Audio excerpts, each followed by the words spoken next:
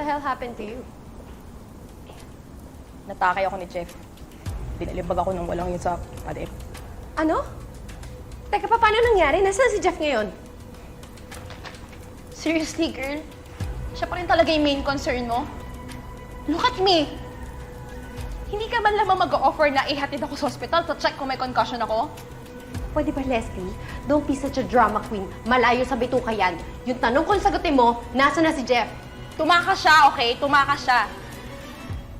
He took my car and I don't know where he went. Hinayaan mo makatakas si Jeff?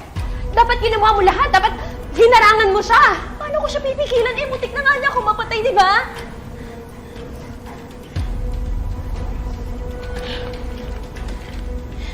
Shaira, anong gagawin natin?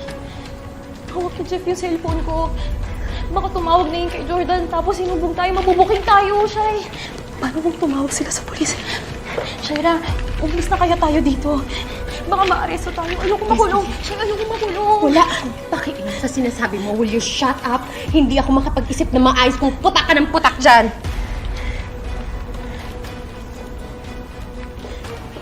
Shai!